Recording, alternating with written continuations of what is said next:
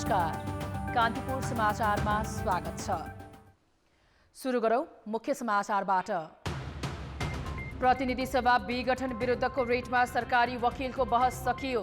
1 हप्ताभित्र बहस सक्न प्रधान न्यायाधीशको आग्रह। बैतडीमा 17 वर्षीया किशोरी भगीरथी भट्टको बलात्कारपछि हत्या भएको प्रहरीको निष्कर्ष। निष्पक्ष अनुसन्धान तथा दोषीलाई कारबाही गर्न मानवाधिकार आयोगको माग। शेयर बजारमा दोहोरो कीर्तिमान, परिसूचक 49 अङ्कले बढेर 2500 नाघ्यो। 10.5 अर्ब रुपैयाँको कारोबार। भारतको उत्तराखण्डमा हिम पहिरोपछिको बाढीले 150 जना बेपत्ता। जलविद्युत आयोजना क्षतिग्रस्त।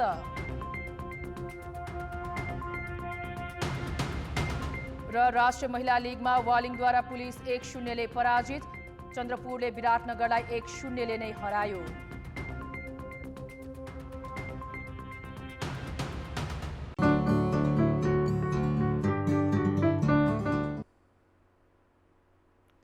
प्रतिनिधि सभा विघटन विरुद्धको रिटमा सरकारी वकिलका तर्फको बहस आज सकिएको छ।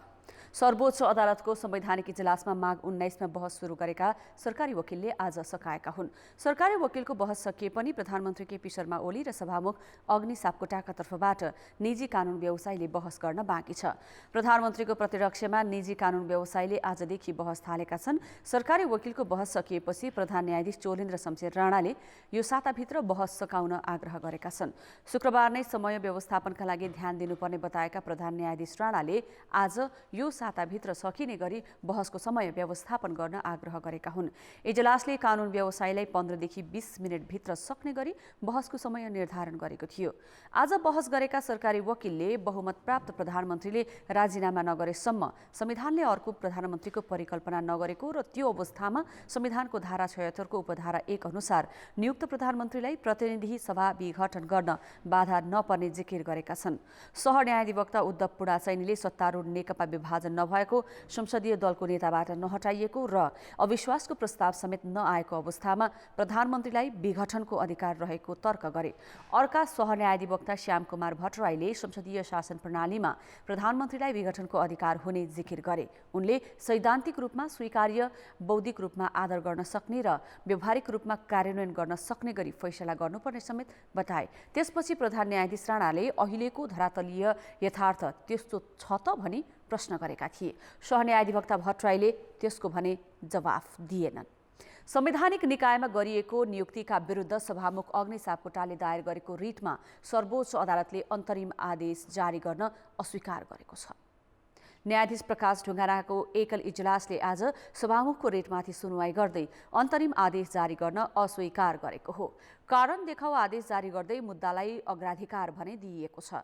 संवैधानिक निकायमा गरिएको नियुक्ति बदर गर्न माग गर्दै सभामुख सापकोटाले शुक्रबार आफै सर्वोच्च अदालत पुगेर रिट दायर गरेका थिए। सापकोटाले ती नियुक्ति बदर योग्य भएको दावी गर्दै अन्तरिम आदेश माग गरेका थिए। संवैधानिक परिषदको मङ्सिर 30 मा बसेको बैठकले 11 संवैधानिक निकायमा 38 जनाको नाम सिफारिस गरेको थियो। प्रतिनिधि सभा विघटनकै दिन संसदीय सुनवाईका लागि संसद सचिवालयमा पठाइएकाले सभामुखले समिति अस्तित्वमा नरहेको भन्दै माघ 18 मा परिषदको सिफारिस सम्बन्धी सक्कल कागजात फिर्ता पठाइदिएका थिए। तर 45 दिनसम्म सुनवाई नभएको खण्डमा स्वतः नियुक्त हुने प्रावधानमा टेक्दै 11 आयोगमा 32 जनालाई राष्ट्रपति कार्यालयमा पद तथा गोपनीयता शपथ गराइएको थियो। सापकोटाले राष्ट्रपतिको कार्यालय, प्रधानमन्त्री, प्रधान न्यायाधीश, राष्ट्रिय सभाका अध्यक्ष र नियुक्ति लिने पदाधिकारी सबैलाई विपक्षी बनाएर रिट दायर गरेका थिए। बैतडी दोगडा केदारकी 17 वर्षीया किशोरी भागीरथी भट्टको बलात्कारपछि हत्या भएको निष्कर्षसहित प्रहरीले अनुसन्धान अगाडि बढाएको छ। प्रहरीको 3वटा टोली अनुसन्धानमा परिचालित छ। सुदूरपश्चिम प्रदेश प्रहरी प्रमुख डीआईजी उत्तम राज सुवेदी पनि घटनास्थल पुगेका छन्। त्यस्तै कञ्चनपुरमा निर्मला पन्तको हत्या अनुसन्धानमा खटिएको सीआईबी टोलीलाई पनि बैतडी पठाइएको छ। जिल्ला प्रहरी कार्यालय, सीआईबी संघीय प्रहरी इकाइ र प्रदेश प्रहरी कार्यालयको संयुक्त टोली घटनाको अनुसन्धान परिचालन भएको प्रहरी प्रवक्ता बसन्त कुँवरले जानकारी दिएका छन्। प्रहरीका अनुसार भट्टको बलात्कारपछि हत्या भएको देखिएपछि आशंकित व्यक्तिहरूको सूची तयार पारिएको छ। दिउँसो 2 बजे विद्यालयबाट निस्किएकी किशोरी 2 दिनसम्म घर नपुगे पनि उनको खोजी खबर भएको थिएन। घटनास्थलमा बाहिरको मान्छे आउने सम्भावना देखिएकाले आफन्त र साथीहरूबाटै भट्टको हत्या भएको प्रहरीको प्रारम्भिक बुझाइ छ। पाखुरामा केही चोट देखिए पनि घाँटी थिचेर हत्या गरेको देखिएको छ, तर पोस्टमार्टम रिपोर्ट भने आएको छैन। उनले प्रयोग गर्ने मोबाइलमा घटना भएको दिन केही फोन आएको तर नउठेको पनि देखिएको छ। उनको मोबाइलको प्राविधिक अध्ययन भइरहेको छ भने घटना भएको दिन त्यस क्षेत्रमा गएकादेखि उनी अध्ययनरत विद्यालयका आशंकित व्यक्तिहरूलाई शङ्काको घेरामा राखेर अनुसन्धान भइरहेको छ। अपराधी पत्ता नलागेसम्म केही नबोल्न प्रहरी प्रधान कार्यालयले मातहतका निकायलाई निर्देशन दिएको छ। गत बुधबार विद्यालयबाट फर्किएकी किशोरी भट्टको शव शुक्रबार विभत्स अवस्थामा भेटिएको थियो। बैतडी सदरमुकाममा भने हत्याको विरोधमा प्रदर्शन भइरहेको छ। यसैबीच राष्ट्रिय मानवाधिकार आयोगले बैतडी दोगडा केदारकी 17 वर्षीय भागीरथी भट्टको हत्यामा संलग्नलाई कारबाहीको दायरामा ल्याउन सरकारको ध्यानाकर्षण गराएको छ। आयोगले आज प्रेस विज्ञप्ति जारी गरी घटनाको तत्काल निष्पक्ष र प्रभावकारी अनुसन्धान गरी दोषीलाई कारबाहीको दायरामा ल्याउन भनेको हो।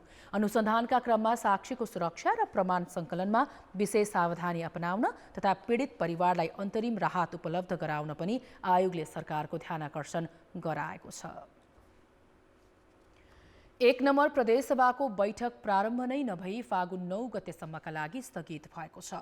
सभामुख प्रदीप कुमार भण्डारीले बैठक सञ्चालन नगर्दै सत्तारूढ नेकपाका प्रमुख सचेतक बुद्धिकुमार राज भण्डारी लगायतका सत्तापक्षका प्रदेश सभा सदस्यले सदन अवरुद्ध गरेपछि बैठक स्थगित भएको हो।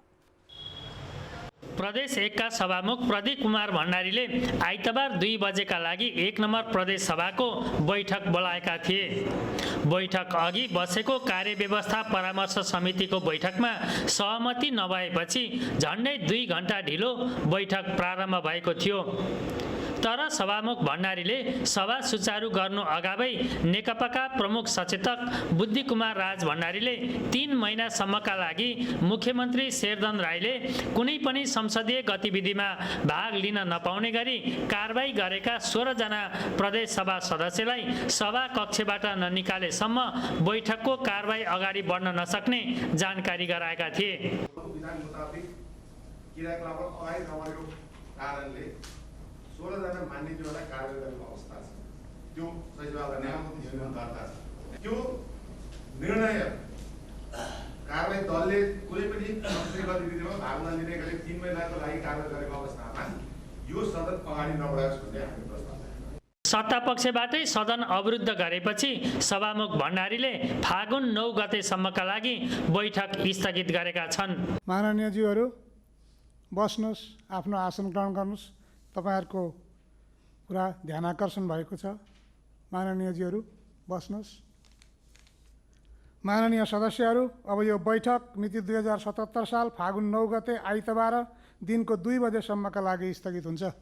सत्तापक्षबाटै सदन अवरुद्ध गर्नुलाई चरम सत्ता लिप्सा भएको मुख्यमन्त्री शेरधन राईका विरुद्ध अविश्वासको प्रस्ताव दर्ता गर्ने नेकपाका प्रदेश सभा सदस्यले आरोप लगाए। र सत्तारूढ दलले चाहिँ चरम सत्ता लिप्साको कारणले गर्दाखेरि सत्ता छोड्नुपर्छ भनेर जसरी अविश्वासको प्रस्तावमाथि छलफल गर्न चाहनु भएको छैन र चाहिँ सत्तारूढ दल आफै अगाडि सरेर चाहिँ के अरे अहिले संसद अवरुद्ध गर्ने र चाहिँ अहिले चाहिँ समयलाई अझै बढी डिले गर्ने जुन कोसिस गर्नुभएको छ यो असाध्यै दुर्भाग्यपूर्ण छ। यो कुरा हाम्रो निम्ति मान्य हुँदैन। प्रमुख प्रतिपक्ष नेपाली काङ्ग्रेसले समेत सत्ता पक्षबाटै सदन अवरुद्ध गर्ने कार्यलाई दुर्भाग्यपूर्ण भनेको छ। प्रतिपक्षले गर्नुपर्ने र उहाँहरू आफैले स्वयं सरकार पक्षले नै स्थगित गरेको छ एउटा अचम्म घटना हो। यो निन्दनीय घटना। यसबाट के बुझिन्छ भनेदेखि उहाँहरू चाहिँ नि यो अविश्वास प्रस्तावलाई फेस गर्न सकिन्छ नि, त्यसपछि कोर्स अगाडि बढ्छ नि। यसमा अहिले एउटा अविश्वास प्रस्ताव मात्रै आएको छ, निर्णय त भइसकेको छैन नि।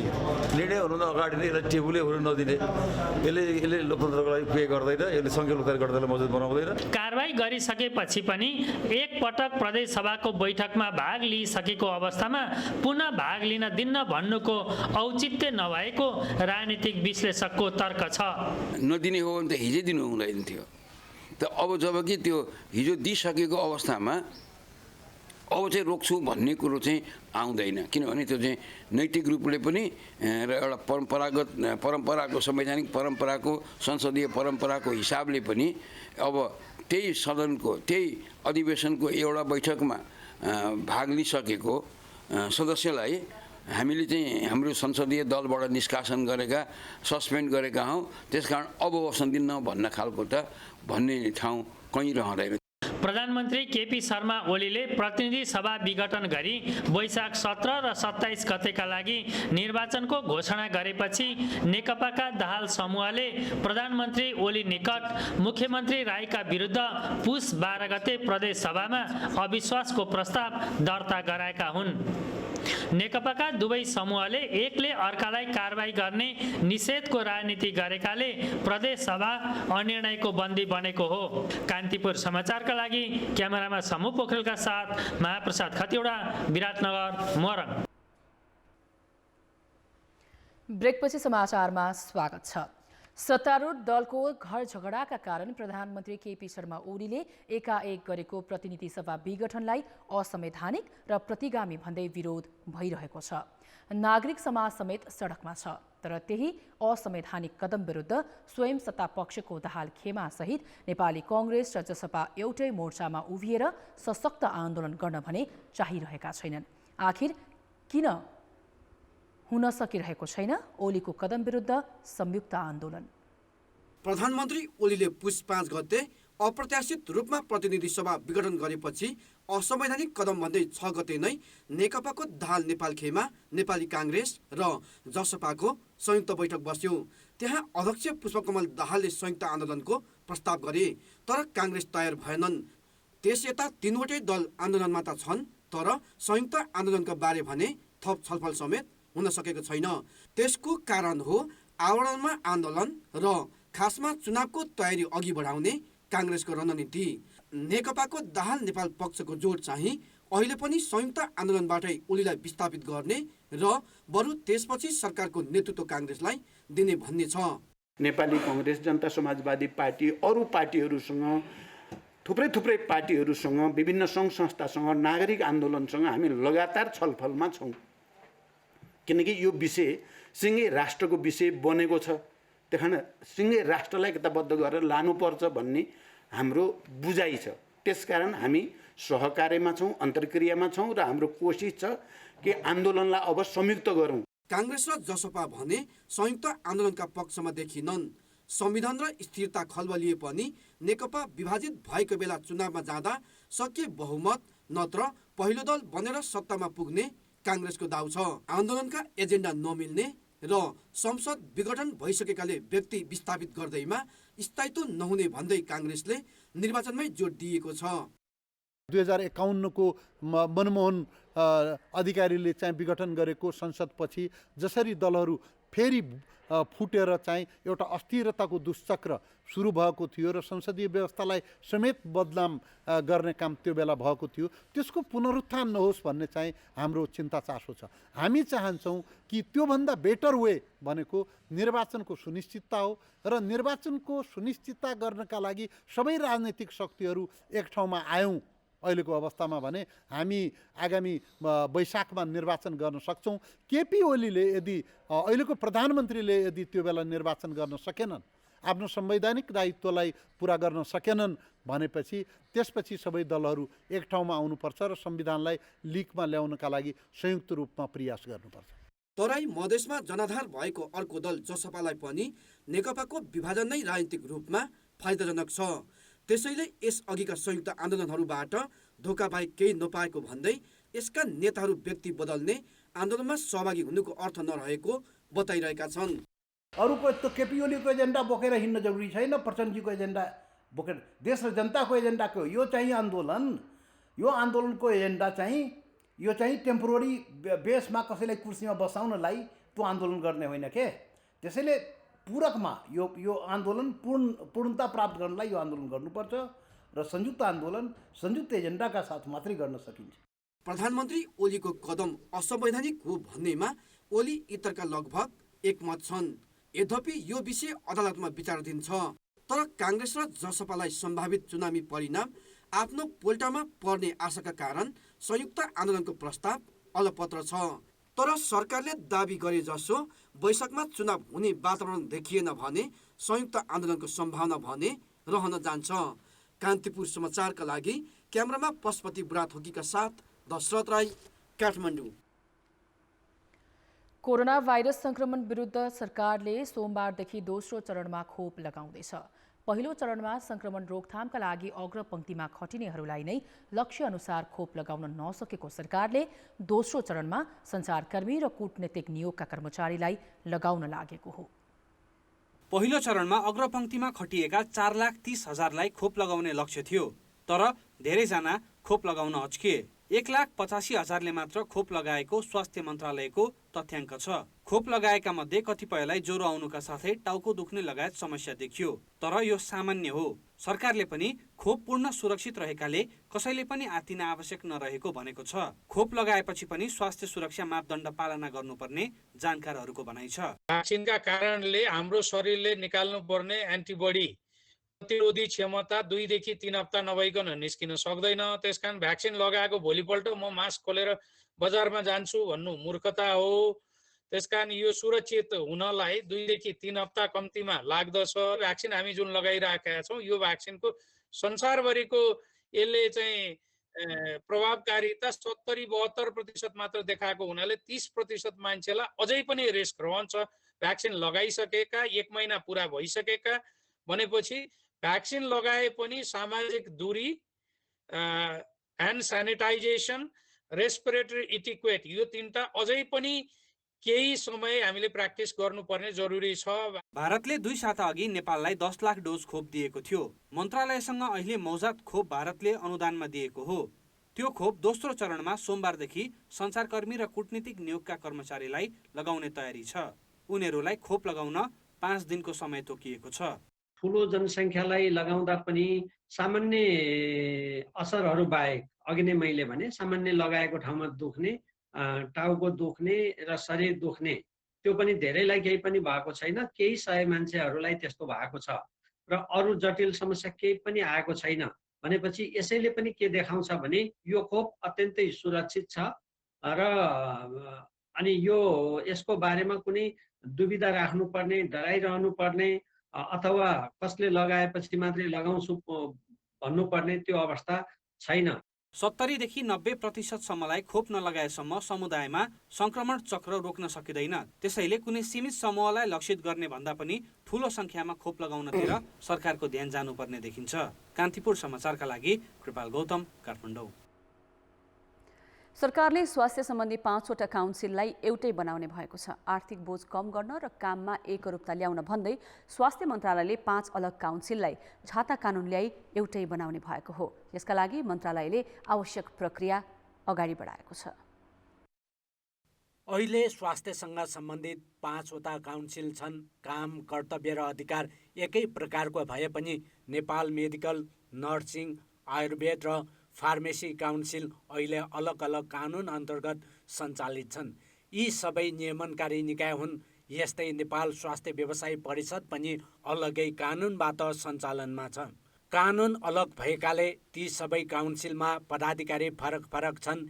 यसले एकातिर आर्थिक बोझ धेरै भएको र अर्कातिर काममा एकरूपता कायम हुन नसकेको निष्कर्षसहित स्वास्थ्य मन्त्रालयले ती सबैलाई एक बनाउने प्रक्रिया अगाडि बढाएको हो। एकीकृत छाता ऐन ल्याएर सबै व्यावसायिक स्वास्थ्य सम्बन्धी 5वटै व्यावसायिक परिषदहरूलाई एउटै ऐन अन्तर्गत लैजाने भन्ने स्वास्थ्य मन्त्रालयको आफ्नो तयारी हो।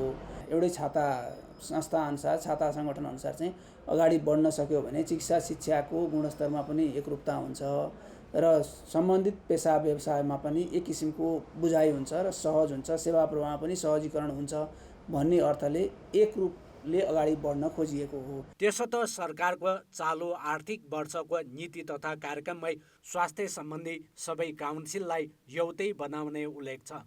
नीति तथा कार्यक्रमको व्यवस्था कार्यान्वयनका लागि स्वास्थ्य मन्त्रालयले 5वटै काउन्सिल र सरकारवालासँग सुझाव लिइसकेको छ। मेडिकल काउन्सिलले भने सबैलाई एउटै बनाउन लागेकामा असन्तुष्टि जनाएको छ। यसले नियमनको काम झनै भद्रगोल हुने उसको भनाइ छ। अहिले काउन्सिलहरूको सङ्ख्या पनि बराबर छैन सदस्यहरूको र आफा पनि ढङ्गले काम गरिरहेको हुनाले अहिले चाहिँ यसलाई सबैलाई एकै ठाउँमा ल्याउन व्यवहारिक नभएको हुनाले कमसेकम यिनका गठन प्रक्रिया काम कर्तव्य अधिकारहरूमा एकरूपता होस्, त्यही ढङ्गको संशोधन होस् भन्ने नेपाल मेडिकल काउन्सिलको धारणा रहेको छ। स्वास्थ्य मन्त्रालयले छाता कानुन ल्याएर एउटै काउन्सिल बनाउने प्रक्रियामा असन्तुष्टि जनाउनुलाई पद नपाउने चिन्ताका रूपमा लिएको छ। फिलिपिन्स, अस्ट्रेलिया, क्यानाडा लगायत धेरै मुलुकमा एउटै काउन्सिल मार्फत नियमन अनुगमन हुने गरेको उदाहरणलाई समेत मध्यनजर गरी मन्त्रालयले छाता कानुन ल्याई अहिलेका काउन्सिललाई महाशाखामा परिणत गर्न लागेको हो। कान्तिपुर समाचारका लागि क्यामेरामा हरिशरण तिमिल सिन्हा र रूपक कोइरालाका साथ नारायण किलम्बु, काठमाडौँ। साहसिक र पर्वतीय पर्यटनका लागि नेपाल उत्कृष्ट गन्तव्य मानिन्छ, तर यसपटक पर्वतीय पर्यटनको सिजन सुरु हुनै लाग्दा पनि बुकिङ शून्य प्राय छ। पर्वतीय पर्यटनका लागि पर्यटकहरू नेपालको विकल्पमा अन्य मुलुक जान थालेका छन्। पर्यटन विभागले सन् 2019मा 2200 भन्दा बढीलाई हिमाल आरोहणको अनुमति दिएको थियो। आरोहणमा गएका पर्यटकसँग नेपाल पर्वतारोहण सङ्घले 12 करोड रोयल्टी उठायो। कोरोना महामारीले सन् 2020मा अनुमति पाउनेको संख्या घट्यो। 163 जनाले मात्र अनुमति पाएकाले रोयल्टी 9 लाख रुपैयाँमा सीमित भयो।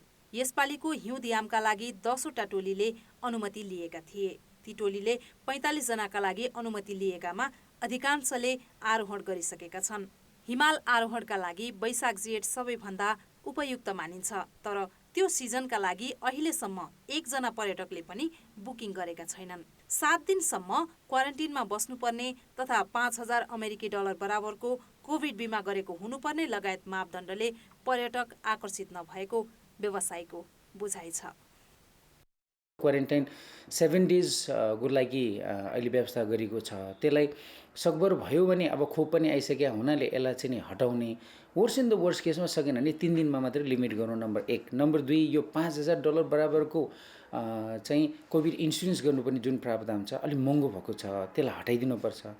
र अर्को कुरा चाहिँ भिजाको चाहिँ अनलाइन सिस्टममा र एराइभल भिजा छैन, त्यसलाई तुरुन्त लागू गरिदिनुपर्छ। साहसिक तथा पर्वतीय पर्यटनका लागि पर्यटक लामो समयावधिका लागि नेपाल आउँदा त्यसबाट व्यवसाय मात्र लाभान्वित हुँदैनथे, रोजगारी पनि बढ्थ्यो। तर सरकारले कोभिडका कारण पर्यटक मैत्री निर्णय गरेको छैन, जसका कारण साहसिक पर्यटनका लागि पर्यटकहरू नेपालको साटो पाकिस्तान लगायत मुलुकहरू जान थालेको सरकारी अधिकारीकै भनाइ छ। 7 डेज, 10 डेज या 5 डेजको क्वारेन्टिन अनिवार्य राखेर मात्रै ओपन गर्ने हो भने नेपालको पर्वतारोहण र पर्यटन क्षेत्र, पर्वतारोहण र पदयात्रा क्षेत्र ध्वस्त हुँदैछ।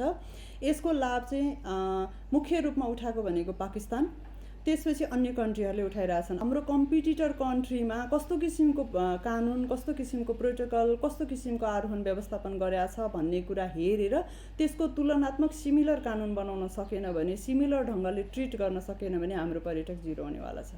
पर्यटक नआएकाले पर्वतीय पर्यटनतर्फ मात्र प्रत्यक्ष अप्रत्यक्ष रूपमा 1,25,000 भन्दा बढी श्रमिक प्रभावित छन्। त्यसैले व्यवसायीहरूले संक्रमण नरहेको रिपोर्ट भएका तथा कोभिड विरुद्धको भ्याक्सिन लगाएका पर्यटकले पनि क्वारेन्टिन बस्नुपर्ने मापदण्ड हटाउन पर्यटन बोर्ड, विभाग र पर्यटन मन्त्रालय मार्फत दबाव बढाएका छन्। कान्तिपुर समाचारका लागि क्यामेरामा राजेन्द्र महर्जन र विकास जोशीका साथमा शर्मिला खनाल, काठमाडौँ।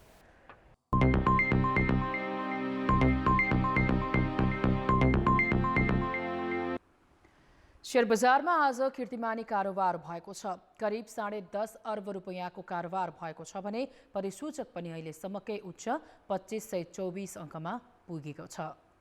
शेयर बजार मापन गर्ने परिसूचक आज 49 अङ्कले बढेको छ। ब्याङ्क, विकास ब्याङ्क र म्युचुअल फन्ड बाहेकका बाँकी 9वटा समूहले परिसूचक बढाएका हुन्।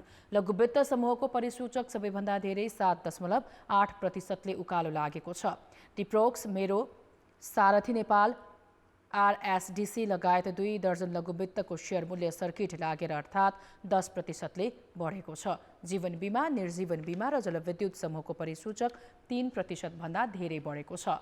व्यापार र अन्य समूहको परिसूचक पनि 2% भन्दा धेरै बढेको छ। बैंक समूहको परिसूचक भने 3.7 अङ्कले घटेको छ। बजारमा 10 अर्ब 44 करोड 19 लाख रुपैयाँको शेयर किनबेच भएको छ। एकै दिन 10 अर्ब रुपैयाँ भन्दा बढीको कारोबार भएको यो पहिलो पटक हो। हिमाल डिस्टिलरीको सबैभन्दा धेरै 53 करोड 17 लाख रुपैयाँको कारोबार भएको छ।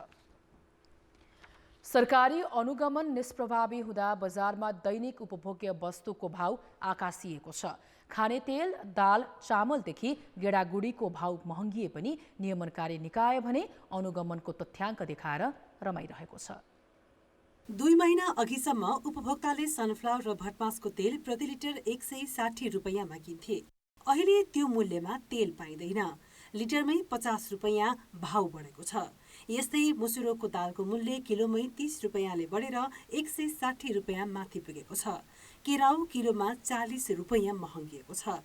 चामलको भाव पनि प्रति किलो 7 देखि 10 रुपैयाँले बढेको नेपाल खुद्रा व्यापार सङ्घले जनाएको छ। दैनिक उपभोग्य वस्तुको भाव बढेकाले उपभोक्ताको भान्सा महँगिएको छ। बजारमा सरकारी नियमन फितलो भएकाले महँगी बढेको हो। उद्योग वाणिज्य आपूर्ति मन्त्रालयले एउटा कुरा भन्छ, तर बजारमा ठ्याक्कै त्यसको अपोजिट छ। मूल्य त हाम्रो पहुँचमा छैन, राज्यको नियन्त्रणमा पनि छैन, उपभोक्ताको पहुँचमा पनि छैन। त्यसकारणले राज्य कमजोर भएको बेलामा व्यवसायिक सलबलाउने, मूल्य गुणस्तर नापतोलमा चाहिँ सम्झौता गर्ने र त्यसमा सरकारका व्यक्तिहरू अब चुनाव घोषणा गरेको छ, केही मूल्य बढ्नु स्वाभाविक हो भन्ने हिसाबले त्यो विषयवस्तुलाई नै विषयान्तर गर्ने प्रक्रियाले गर्दाखेरि त अहिले अस्वाभाविक मूल्य बढिरहेको छ नि। जथाभावी मूल्य वृद्धिदेखि कैफियत भएका वस्तु बेच्ने व्यापारीलाई कारबाहीको दायरामा ल्याउने मुख्य जिम्मेवारी उद्योग मन्त्रालय मातहतको वाणिज्य, आपूर्ति तथा उपभोक्ता संरक्षण विभागको हो। विभागले अनुगमनको जिम्मेवारीमा आफू नचुकेको दावी गर्दै आएको छ। विभाग मासिक औसतमा 200 वटा पसल र फर्ममा अनुगमन गरी कैफियत फेला परेका व्यापारीलाई कारबाही गरिरहेको तथ्याङ्क देखाएर पन्छिँदै आएको छ। अहिले यति बेला हामी खाद्यान्न र निर्माण सामग्रीहरूमा केन्द्रित छौँ र गुनासो अरू कुराहरू पनि आइरहेको छ। गुनासोलाई पहिलो प्राथमिकता दिएर हामी बजार अनुगमन गरिरहेछौँ। बजार अनुगमन नै विभागका कर्मचारीको नियमित जिम्मेवारी भए पनि उनीहरूले दैनिक 500 रुपैयाँ भन्दा बढी भत्ता लिँदै आएका छन्। कर्मचारीले खास गरी अनुगमन बापतको भत्ता कटौती भएकाले परिणाममुखी अनुगमनमा अनिच्छा देखाएका हुन्। त्यसको मार उपभोक्ताले सहनु परेको छ। कान्तिपुर समाचारका लागि क्यामेरामा विनोद कोजु र पर्वत घिमिरेका साथ श्रद्धा आर्याल, काठमाडौँ। ब्रेकपछि समाचारमा पुनः स्वागत छ। रामेछापको खाडादेवी गाउँपालिका वडा नम्बर 3 स्थित सुनकोशी नदीमा माछा मारेर जीवन निर्वाह गरिरहेका 42 घरधुरी माझी समुदायले सुनकोशीकै तीरमा वर्षौं बिताए। खाना, छाना र नानाको समस्यामै अल्झिरहेका यो समुदायलाई बागमती प्रदेश सरकार र खाडादेवी गाउँपालिकाले एकीकृत नमुना बस्ती निर्माण गरिदिएको छ। बिपी राजमार्गमा यात्रा गर्दा राजमार्गबाटै देखिने कोशी तीरको यो माझी बस्ती झट्ट हेर्दा नै आकर्षक देखिन्छ। एउटै डिजाइनका उस्तै रङले सजिएका आकर्षक घर माझी समुदायका लागि खाडादेवी गाउँपालिका र बागमती प्रदेश सरकारले निर्माण गरिदिएको हो। घर, सामुदायिक भवन र खेल मैदान निर्माणका लागि बागमती प्रदेशको भूमि व्यवस्था, कृषि तथा सहकारी मन्त्रालयले 1 करोड 50 लाख र गाउँपालिकाले 75 लाख रुपियाँ लगानी गरेको छ। 2 कोठे भवन र शौचालय सहितको घर पाएपछि माझी समुदाय खुसी देखिन्छन्। हामीलाई त धेरै खुसी छ। सरकारले दिएको हामीले धन हाल्नु परेको छैन। आफ्नो आफ्नो जग्गामा हामीले बनाइसकेको छ, बनाएको पनि छ, राम्रो पनि छ। हामीलाई धेरै खुसी लाग्यो। नदीतीरको चिसो छिरेटो, फुसको चुइने छानामुनि लुगलुग कामेरै जीवन बिताएका माझी समुदायका विगत आफैमा पीडादायी थियो। तर अब भने बस्नका लागि बासको राम्रो व्यवस्था भएको छ। माछा मारेर 2 माना 1 माना चामल मकै ल्याएर खान्थे। खाएर बस्यौँ। त्यहाँबाट हामीले भएन, त्यतिले भ्याउँदैन केटा मान्छेले मात्रै भनेर दाउरा दिनको 3 भारी पनि 3 रुपियाँमा बेचेर ल्याएर खाएर बसेको थिएँ। अहिले त हामीलाई कता कता महलमै बसेको जस्तो छ नि। खरको छानो मुक्त गर्ने र गरिब विपन्नलाई सुरक्षित आवासमा राख्ने तीनै तहका सरकारको प्राथमिकता सकारात्मक छ। तर दूरदराजका बस्तीहरूमा अझै पनि धेरै गरिब तथा असहाय परिवारका मानिसले यस्तै कष्टकर जीवन बिताइरहेका छन्। सबै नागरिकले सुरक्षित आवास पाउन सक्ने वातावरण भने अझै बनिसकेको छैन। केन्द्रदेखि प्रदेश सरकारले सञ्चालन गरेको जनता आवास कार्यक्रमले गरिब तथा विपन्न परिवारका लागि नयाँ घर बनाइदिने भनेर भएको पुरानो घर भत्काइएको छ भने नयाँ घर बन्ने सुरसार नै छैन, जसका कारण वर्षामा झरी र हिउँमा चिसोले धेरैलाई सताएको छ। कान्तिपुर समाचारका लागि बालकृष्ण अधिकारी, खाँडादेवी गाउँपालिका, रामेछाप। अब जनमतको अन्तिम परिणाम। जनमतमा हिजो हाम्रो प्रश्न थियो, सरकारले कोभिड विरुद्धको खोप पहिलो चरणमा किन लक्ष्य अनुसार लगाउन नसकेको होला? ए तयारी नपुगेर, बी लक्षित वर्गको अनिच्छा र सी समयको सीमा। जनमतको नतिजा यस्तो छ, ए तयारी नपुगेरमा 72%, बी लक्षित वर्गको अनिच्छामा 23% र सी समयको सीमामा 5% मत प्राप्त भएको छ। अब आजको प्रश्न। जनमत बजार अनुगमन किन फितलो भएको होला? ए इच्छा शक्तिको अभाव, बी व्यापारीको प्रभाव र सी स्रोत साधनको कमी। जनमतको अन्तिम परिणाम भोलि बेलुकी 8 बजेको कान्तिपुर समाचारमा प्रसारण गर्नेछौँ। कृपया NEWS news space ABYC type गरी 34001मा SMS गरी आफ्नो मत व्यक्त गर्नुहोला। अब जनताको आवाज। हामीले कैलालीमा सोधेका छौँ, कोरोना कहरले आजित नागरिकलाई बन्द, हडताल, सभा र जुलुसले थप पीडा दिएको छ। यस्ता कार्यलाई निरुत्साहित गर्न के गर्नु पर्ला? जनताको आवाज। खाली हात आएर श्रीमतीको आँसु देखेर आत्महत्या गर्ने परिस्थिति अहिले सिर्जना भएको छ। मान्छे भने यस्तो परिस्थितिलाई अहिले सहज तरिकाले निवारण गर्ने परिस्थितिमा अहिले जुन चुनावको घोषणा गरेर जुन सरकारले मान्छेको यो जनतामा भ्रम फिजाएको छ नि, यो नै एकदम दुःखदायीको कुरो हो। नीति निर्माण तहमा बसे मान्छेबाटै यसको वास्तवमा सुधार हुनुपर्छ। सरकारले पनि नारा जुलुस भनौँ हजारौँ मान्छेहरूलाई सडकमा उतार्ने यस्तो किसिमको यो काम गरेको छ। यो वास्तवमै सरकारबाट नै यो गलत भएको छ। 5 वर्षसम्म जनताले उहाँहरूलाई चाहिँ देश चलाउनको लागि चाहिँ जनमत दिएको थियो, यसको कदर नभइकन जनताको एकदमै अपमान भएको छ। सरकारको कारणले गर्दा यो परिस्थिति आएको छ भन्ने मलाई लागेको छ। यस्ता अनैतिक कार्यक्रमहरू गर्न नदिनका लागि हामी सबै एकजुट हुनुपर्छ। नेतृत्व पङ्क्तिहरू छ नि, त्यो पहिला चाहिँ नि लिगमा आउनु पर्यो, अनुशासनमा आउनु पर्यो होइन। त्यसपछि माथिबाटै तलसम्म चाहिँ सबैजना अनुशासित भएर आफ्नो ठाउँमा एउटा सिस्टममा सबैजना बसिदिनु पर्यो।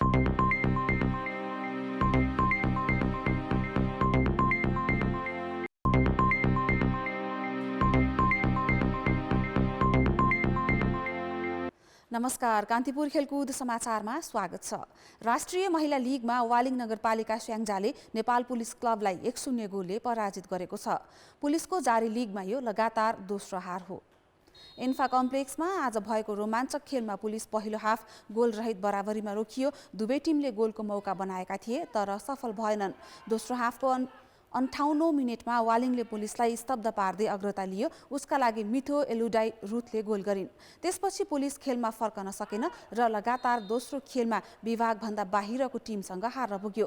लिगको अघिल्लो खेलमा विराटनगरले पुलिसलाई 1-0 गोलले नै हराएको थियो। पहिलो चरणको खेलमा भने पुलिस वालिङसँग 1-1 गोलको बराबरीमा रोकिएको थियो। जितपछि वालिङ 7 खेलबाट 11 अङ्क जोड्दै तालिकाको तेस्रो स्थानमा उक्लियो। पुलिस भने 5औं स्थानमा झर्यो। उसको 7 खेलबाट मात्र 8 अङ्क छ। लिगको अर्को खेलमा चन्द्रपुर नगरपालिका रौतहटले विराटनगर महानगरपालिकालाई 1-0 गोलले नै हराएको छ। सातो बाटो स्थित एन्फा कम्प्लेक्समा नै आजै भएको खेलको पहिलो हाफ गोलरहित बराबरीमा सकिएको थियो। 32 र 36औं मिनेटमा मौका सदुपयोग गर्न नसक्दा चन्द्रपुर अग्रता लिनबाट चुकेको थियो। दोस्रो 58औं मिनेटमा पाएको अवसर पनि गुमायो। तर 70औं मिनेटमा रौतहटको चन्द्रपुरका लागि रजनी थोकरले डेडलक तोडिन्। त्यही गोल नै जितका लागि निर्णायक बन्यो। यो सँगै रौतहटले विराटनगरसँग लिगको पहिलो चरणमा 5-0 गोलको बेहोरेको हारको बदला पनि लिएको छ। चन्द्रपुर 7 खेलबाट 6 अङ्क जोड्दै तालिकाको 6औं स्थानमा छ। विराटनगर 10 अङ्क सहित 4थो स्थानमा छ।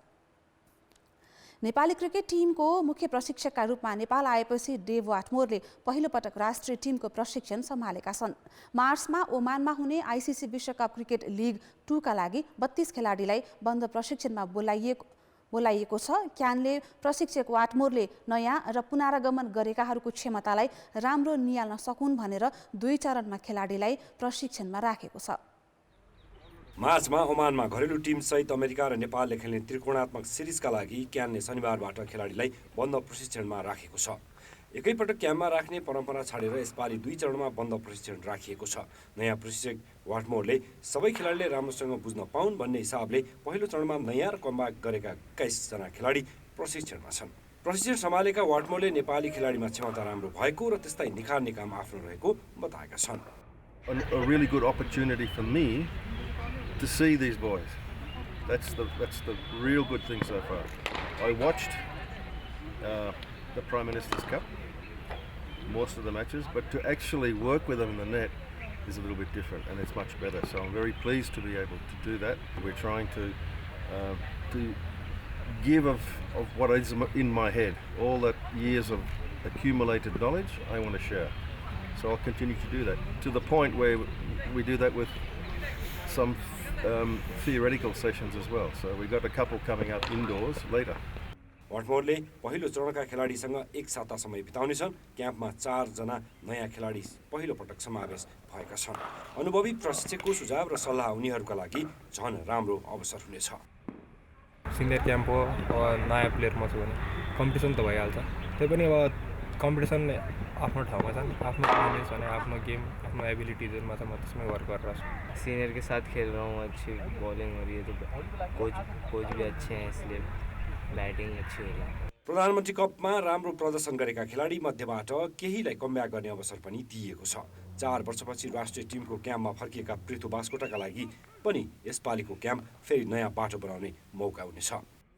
Completely out of the game थिइनँ, म टचमै थिएँ होइन, जस खेल्छु भन्ने एउटा विश्वास थियो। पिएम कप पनि राम्रो भयो र अगाडि पनि अझै राम्रो गर्ने चाहिँ होप छ। क्याम्पमा रहेका खेलाडीबाट वाटमोर र छनौट समितिले अन्तिममा 18 जनाको नामावली तयार पार्नेछ। यसपटक राष्ट्रिय टिममा केही नयाँ खेलाडीलाई मौका दिने र ओमान जानु अघि घरेलु मैदानमै 50 ओभरको प्रतियोगिता खेलाउने वाटमोरको योजना छ। उनले टिमको ब्याटिङ सुधार गर्न नयाँ रणनीति अपनाउने तयारी समेत गरेका छन्। प्रशिक्षक वाटमोरले नेपाली क्रिकेटलाई कसरी अघि बढाउन खोजेका छन् त्यसको सङ्केत अहिलेको प्रशिक्षण र अब बन्ने टिमले देखाउनेछ। कान्तिपुर समाचारका लागि क्यामेरामा सञ्जय लुटेलका साथ खेलकुद ब्युरोको रिपोर्ट। ए डिभिजन राष्ट्रिय फुटसल लिग प्रतियोगिताका लागि अखिल नेपाल फुटबल सङ्घ एन्फाले टर्नपाइक इभेन्ट प्रालीसँग सम्झौता गरेको छ। एन्फाको फुटसल कमिटीका संयोजक रत्नकुमार श्रेष्ठ र टर्नपाइकका सिइओ उकेश लोहनीले आज सम्झौता पत्रमा हस्ताक्षर गरेका हुन्। सम्झौता अनुसार टर्नपाइकले एन्फालाई 29 लाख उपलब्ध गराउनेछ। फुटसलको ए डिभिजन लिग वैशाख 25 देखि जेठ 15 सम्म पोखरामा हुनेछ। साथै प्रदेशको सहभागिता हुने लिगमा बागमतीबाट 4, प्रदेश 1 र गण्डकीबाट 2-2 तथा प्रदेश 2 बाट 1 र लुम्बिनी, कर्णाली र सुदूरपश्चिमबाट संयुक्त गरी 10 टिमले भाग लिनेछन्। खेलकुद समाचार अहिलेलाई यति नै। धन्यवाद सबिना। अब मौसम सम्बन्धी जानकारी।